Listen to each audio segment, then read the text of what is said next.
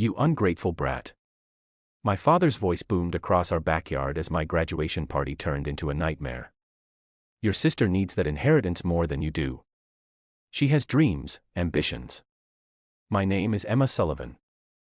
And at 22, I watched my father burn my hard-earned engineering diploma while my mother nodded approvingly, and my sister Amanda smirked from behind them. The flames consumed 4 years of sleepless nights, perfect grades, and relentless determination.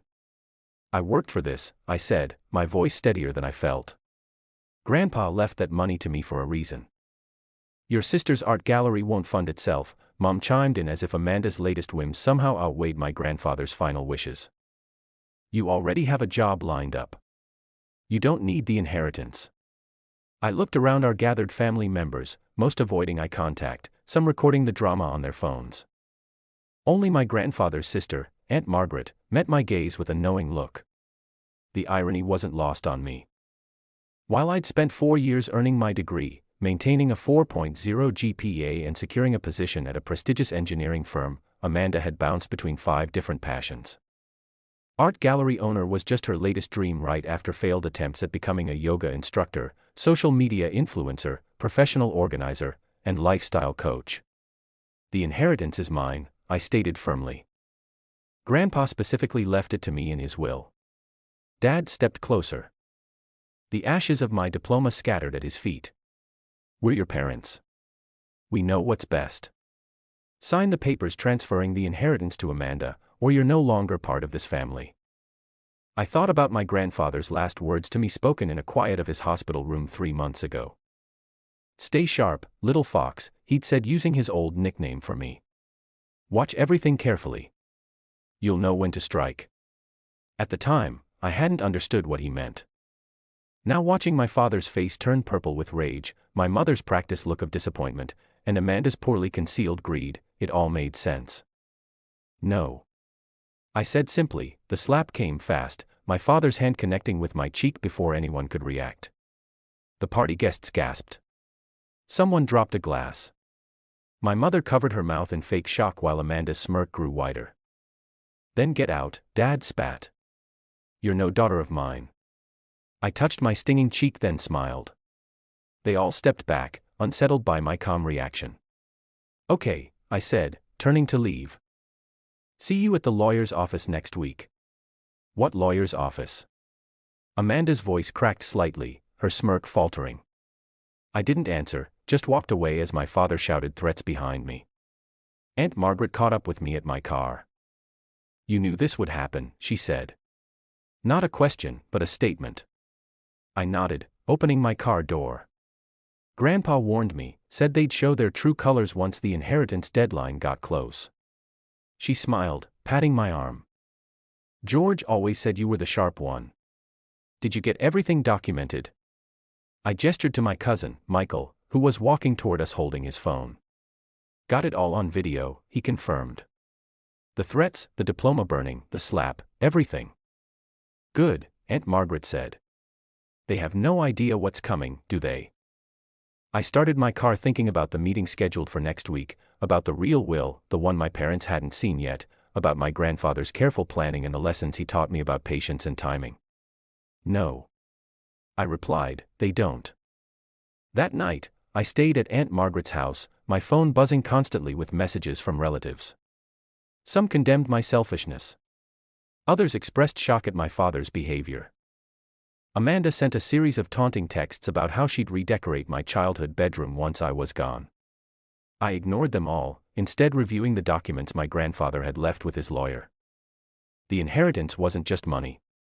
It was controlling interest in a family company, the house my parents lived in, and several other properties. My parents had only seen the preliminary will, the one that mentioned a simple trust fund. They had no idea that my grandfather, tired of watching them favor Amanda while dismissing my achievements, had spent his final years restructuring everything. Sometimes he told me people need to lose everything to appreciate what they had. As I prepared for bed, Aunt Margaret brought me some tea. Your grandfather would be proud, she said. He always said you had his spirit, the patience to wait for the right moment. I thought about the family meeting scheduled for next week where the full will would be read about my father's face when he realized what his actions today had cost him. About my mother's practice, disappointment crumbling when she learned that her comfortable lifestyle depended entirely on my goodwill. Mostly, I thought about Amanda, who had spent years watching our parents undermine and dismiss me, believing she would always come out on top. The right moment, I agreed, sipping my tea. That's exactly what Grandpa taught me to wait for. The week before the family meeting crawled by in a blur of angry calls and manipulative texts. My father's threats escalated from disownment to legal action.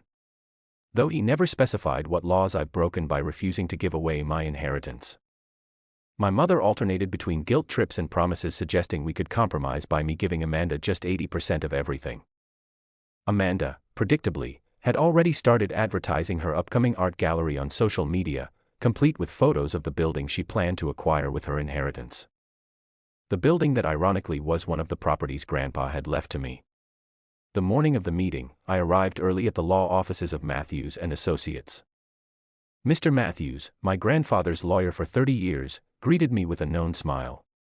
"Everything's prepared," he said, patting a thick folder on his desk. "Your grandfather would have loved this moment. He always said revenge is best served with paperwork." I smiled, remembering Grandpa's lessons about patience and documentation. "Are the security cameras installed?" "Both in here and the lobby," he confirmed. "Given your father's recent behavior, we thought it best to have everything recorded." My family arrived in waves. First came the curious cousins and distant relatives, then Aunt Margaret and Uncle Paul, who gave me supportive nods. Finally, my parents swept in, Amanda trailing behind them like a smug shadow. "This is unnecessary," my father announced to the room. "We can handle family matters privately. Like you handled things at Emma's graduation party." Aunt Margaret's voice cut through the tension.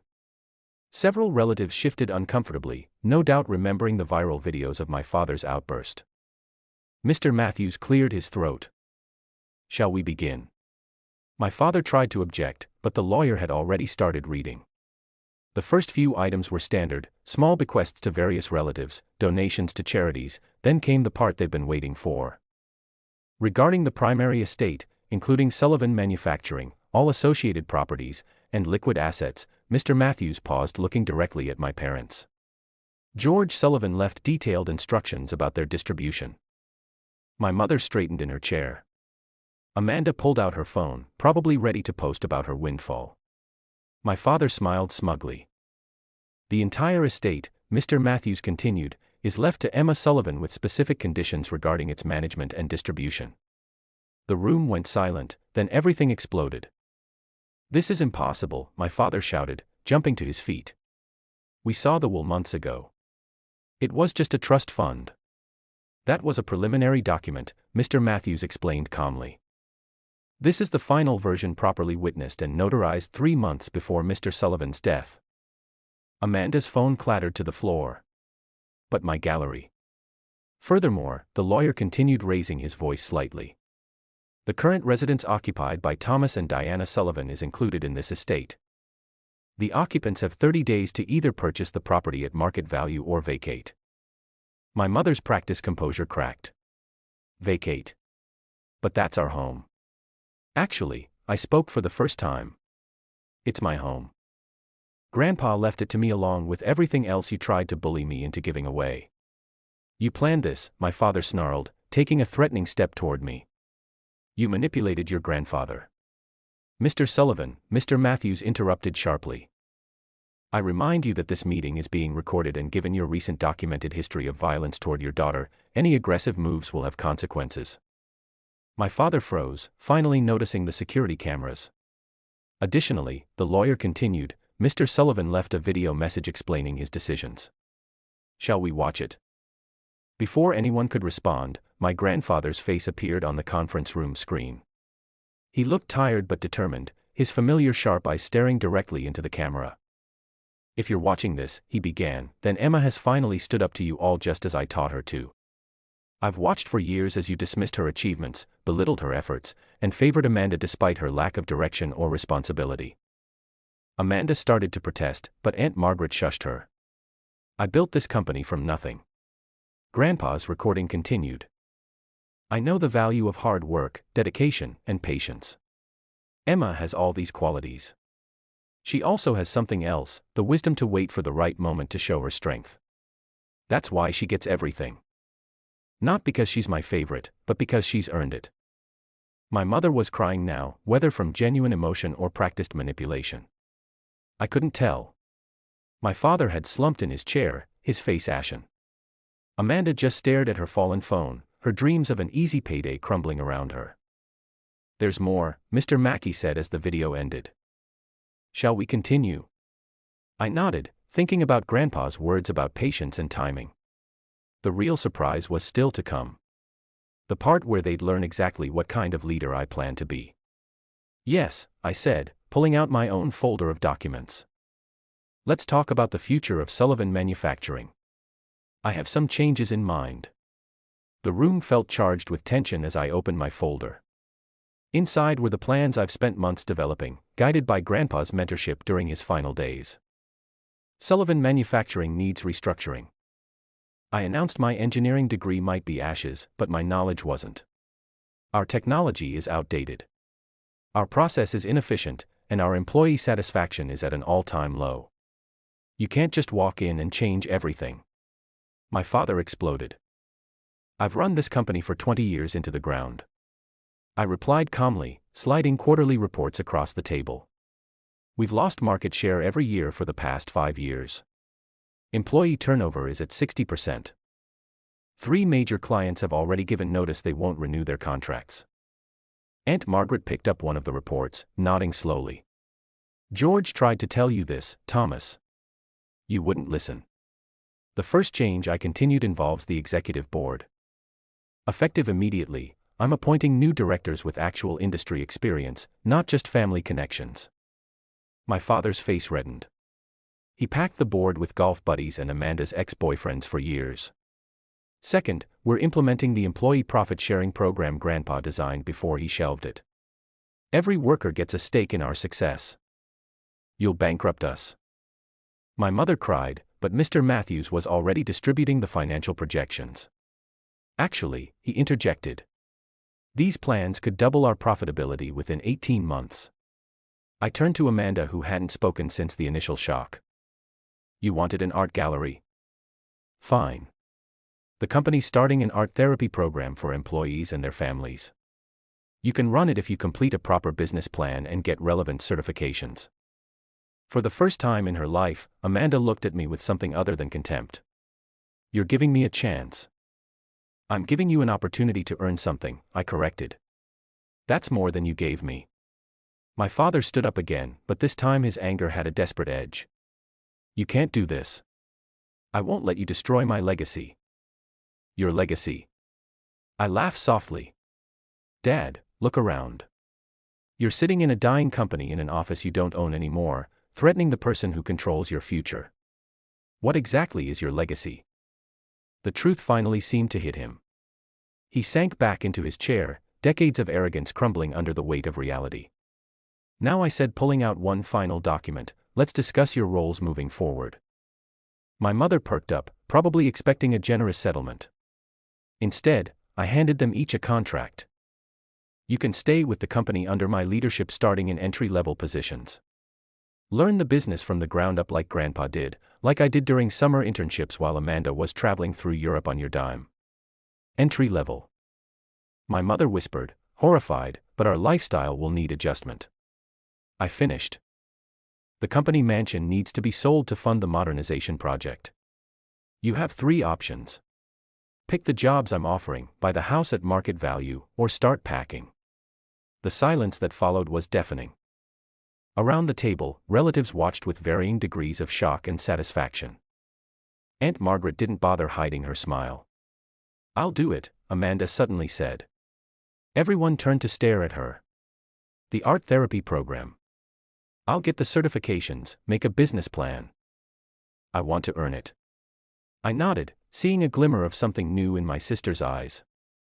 Maybe understanding, maybe respect, or maybe just the first real motivation she ever shown. "Time to decide," I announced, standing up. "You have until the end of the week. After that, the positions go to qualify outside candidates." As people filed out of the conference room, Aunt Margaret stayed behind. Your grandfather would be proud, she said, hugging me. You showed them mercy without weakness. He taught me well, I replied. Sometimes the best revenge isn't destruction. It's giving people a chance to face their own failures and grow from them. 3 months later, Sullivan Manufacturing was transforming. My father, swallowing his pride, took the offered position in quality control. He discovered he actually enjoyed working with his hands again, like when he first started under Grandpa.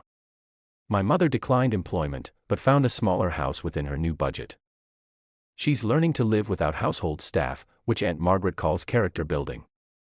Amanda surprised everyone. She completed her business certification in record time, submitted a detailed proposal for the art therapy program, and now works harder than she ever has. Last week, she actually thanked me for not giving her the easy way out. The company is thriving. Employee morale has soared since implementing the profit-sharing program. Our technological upgrades have attracted new clients, and our stock price has jumped 30%. Sometimes during quiet moments in what used to be my father's office, I look at the photo of Grandpa on my desk. Stay sharp, little fox, he'd said. He taught me that true leadership isn't about power or control. It's about vision, patience, and the wisdom to know when to strike and when to show mercy. I kept the diploma ashes in a small box on my shelf, not as a reminder of that day's pain, but as a symbol of how destruction can lead to rebirth. Sometimes the best revenge isn't about getting even. It's about building something better from the ashes of what was lost. Share your thoughts in the comments section. Thanks for your precious time. If you enjoyed this story, then please make sure you subscribe to this channel.